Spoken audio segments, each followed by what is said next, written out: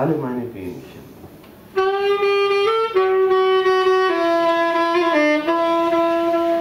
Bind sie in ein Seidentuch, legt's unter den Machanbaum. Kiewit, kiewit, was für ein schön Vogel bin ich. Läuschen hat sich verbrannt, Flöchen weint, Türchen knarrt, Besen kehrt, Regel brennt, Mistchen brennt, Mäuschen schüttelt sich. Es war einmal ein kleines Mädchen, dem war Vater und Mutter gestorben. Und es war so arm, dass es kein Kämmerchen mehr hatte, darin zu wohnen, und kein Bettchen mehr hatte, darin zu schlafen. Wie soll da einer zur Ruhe kommen und seines Lebens froh werden? Und so rot wie Blut. Und als sie das sah, freute sie sich so, dass sie starb. Wenn der Vater sagte, komm, hilf mir, antwortete er nur, du hast doch selber 2 Hände. So, will ich auf ihn losschlagen, sie holte aus, traf dabei aber unglücklicherweise den Honigkrug über dem Bett.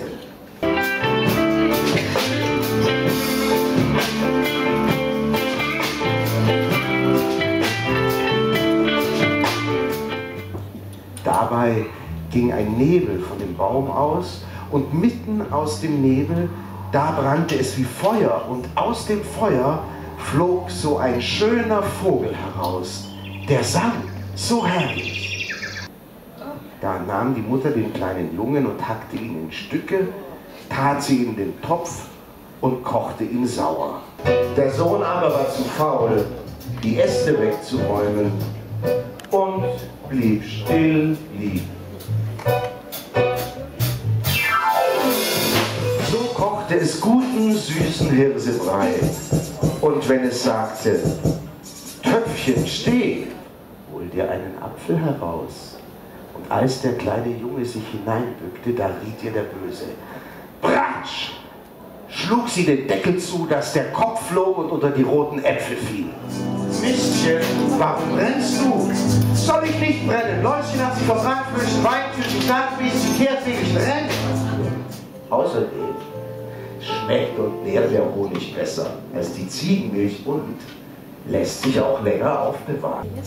Und wer wieder in die Stadt wollte, der musste sich durchessen. Was schmeckt mir das Essen schön? Gib mir mehr. Und je mehr er aß, desto mehr wollte er haben und sagte, gebt mir mehr, ihr sollt nichts davon aufheben. Das ist, als ob das alles mein wäre.